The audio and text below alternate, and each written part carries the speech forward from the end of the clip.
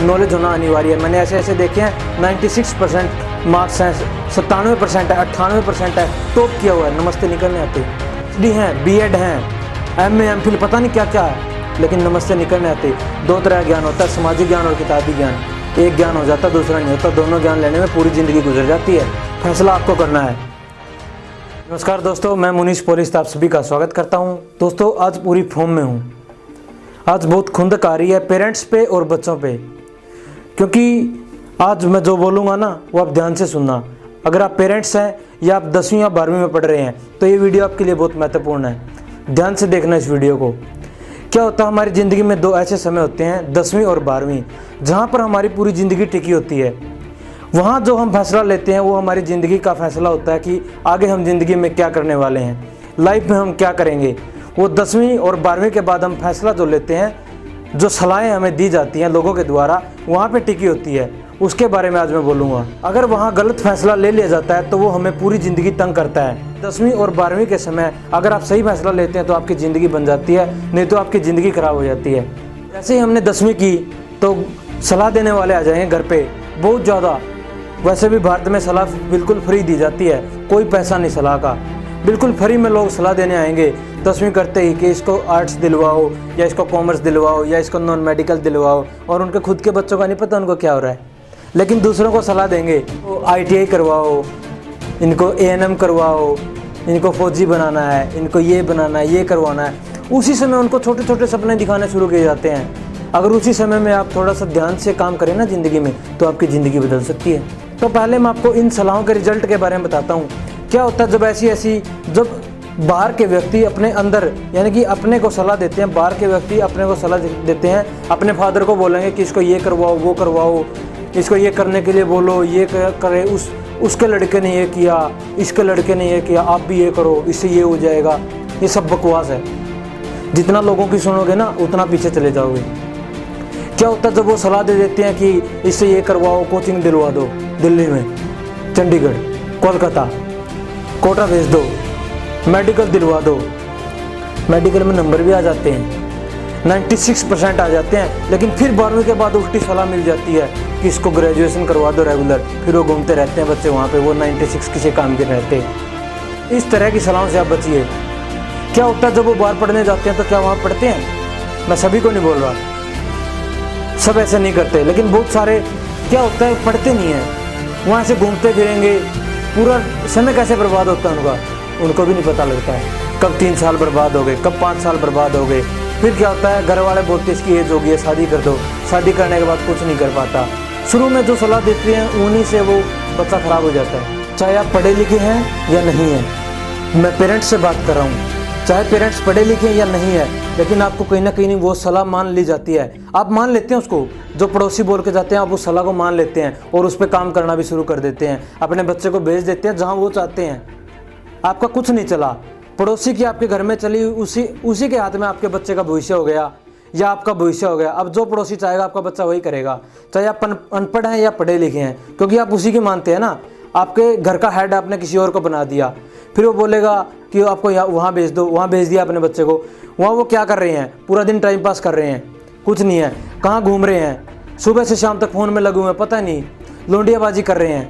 कहीं ना कहीं ये गलत है। अगर लिमिट क्रॉस कर जाए तो क्या होता है वहाँ पे, फिर वो 3-4 साल घूम के धक्के खा के फिर घर पे आ जाते हैं। एक और सलाह दी जाती है, ग्रेजुएशन के साथ साथ कोचिंग दिलवा दो, स्विमिंग पूल में भी भेज दो, रनिंग के लिए भी भेज दो, पता नहीं क्या क्या, इतना वजन डाल दिया जाता है, उनमें से एक भी काम नहीं होता।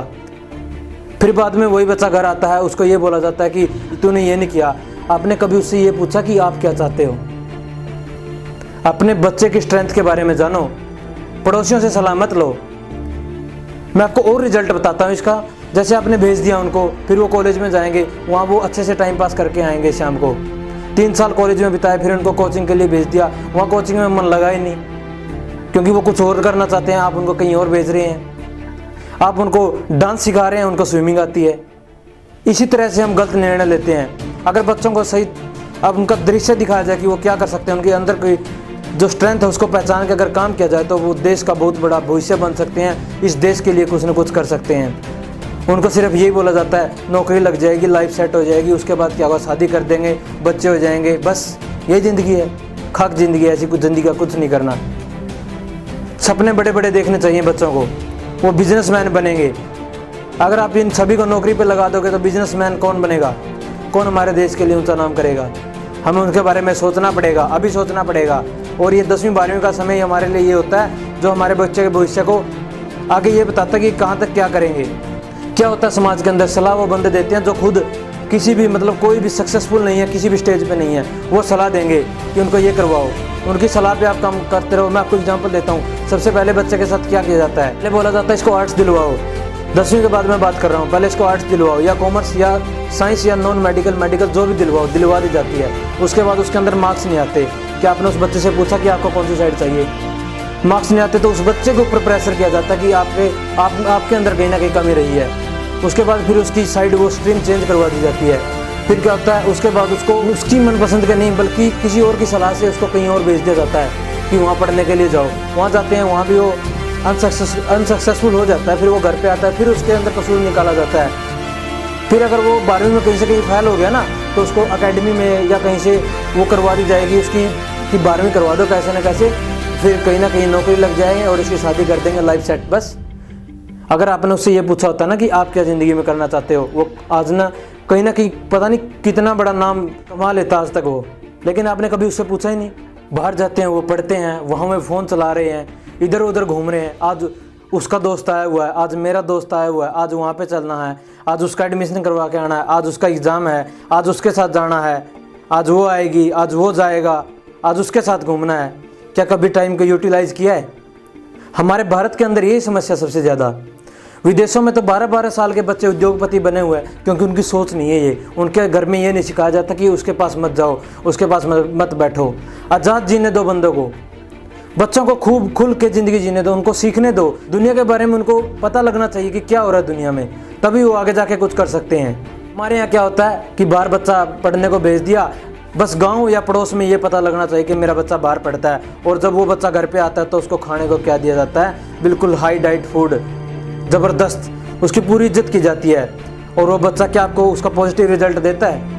बच्चों को भी सोचनी चाहिए। मैं केवल पेरेंट्स को नहीं कोसूंगा, मैं बच्चों को भी कहूँगा, आपको अपनी ज़िंदगी की तरफ देख के, अपने फादर की तरफ देख के, अपने घर की तरफ देख के काम करना चाहिए कि किस तरह से आपके पिता ने आपके लिए कमाया और आपके लिए क्या सोच रहे हैं। आपको उस तरफ ध्यान दे के बाहर रह के पढ़ना चाहिए, ना कि ये होना चाहिए कि 4-5 साल वहाँ पर आप घूम के आ गए और घर आके आप बोल रहे हो मेरे सपने बड़े बड़े हैं। आपसे कुछ होता ही नहीं। आपके अंदर भी कुछ होना चाहिए। घर वालों को ये करके दिखाओ कि हाँ मैं भी कुछ हूँ। कोई बात नहीं है, 10वीं तक जो वो छोड़ो, 10वीं के बाद वो स्ट्रीम चुनो। अब ध्यान से सुना, मैं उस बात पे आ रहा हूँ जो मेरी वीडियो का पॉइंट था। आप बच्चों से पूछो कि आप क्या चाहते हो, 10वीं के बाद आपको क्या करना है। ये नहीं आप उसको मेडिकल दिलवा रहे हो कि मैं मेरे बेटे को डॉक्टर बनाऊंगा, नहीं। पहले उससे पूछो आप क्या बनना चाहते हो, आप क्या करना चाहते हो। मान सकता हूँ मैं उसको उस एज में उसके बारे में नहीं पता कि क्या होता है वो, जिस चीज़ में वो जाना चाहता है उसके बारे में उसको बताओ कि इसके अंदर ये होता है वो होता है। फिर उसके अंदर उसकी स्ट्रेंथ है उसको पहचानो और 10वीं में उसको बोलो कि अब क्या चाहिए आपको, 10वीं के बाद क्या करना है, तब पूछो। उसको आज़ाद जीने दो, उसे बंधक मत बनाओ।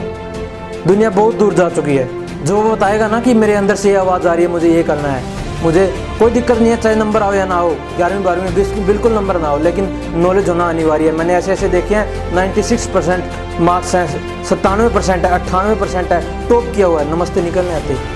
PhD हैं, B.Ed हैं, MA MPhil पता नहीं क्या क्या है, लेकिन नमस्ते निकलने आते।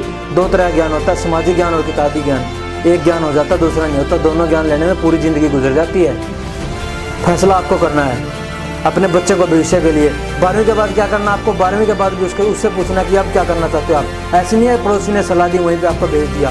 पड़ोसी का बच्चा खुद पता नहीं कुछ कर रहा है या नहीं कर रहा है, पहले उसको तो देख लो और उसकी सलाह पे आप खुद के बच्चे को उसकी ज़िंदगी नरक में डाल रहे हो। अपने बच्चे से पूछो ना कि दूसरे से।